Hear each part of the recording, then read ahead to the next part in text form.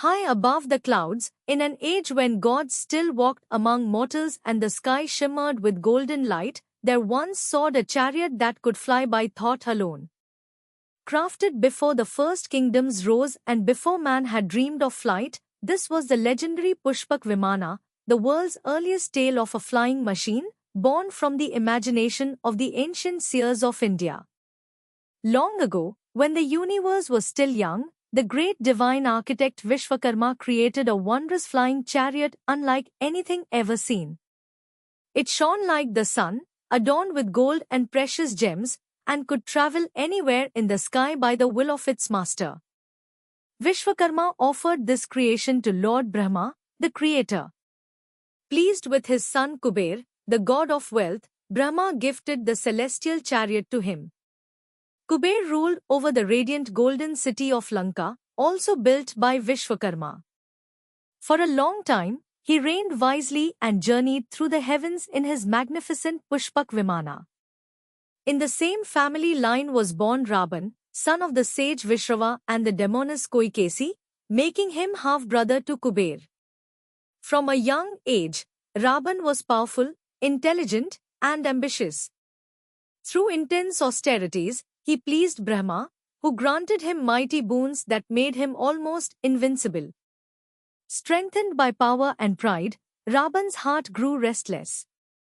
He desired to rule over heaven, earth, and the underworld alike. With his 10 heads blazing with determination, Raban challenged his half-brother Kuber. A fierce battle followed, but Kuber could not withstand Raban's might. Defeated, Kuber departed for Mount Kailash, the abode of Lord Shiva. Raban took possession of Lanka, Kuber's golden city, and with it, the shining Pushpak Vimana. It moved wherever he wished, swift as thought, and could carry many at once. He rode it through the skies, visiting the realms of gods and beings alike. But power born of pride brings downfall. When Raban's arrogance led him to wrong the innocent, his end was destined. In time, he was slain by Lord Rama, the embodiment of righteousness and truth. After Raban's fall, the Pushpak Vimana came to serve Rama. With it, Rama, Sita, and Lakshman flew through the skies back to Ajodhya, marking the joyous end of their exile. The people gazed in wonder as the golden chariot glided like a beam of sunlight across the heavens.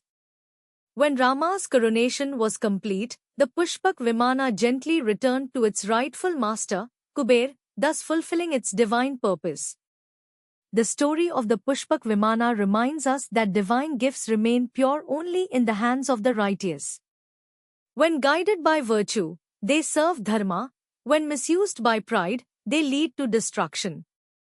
If this ancient tale of flight, pride, and redemption fascinated you, dive deeper into the world of India's timeless epics, where myth meets imagination, and every legend holds a lesson for the modern society.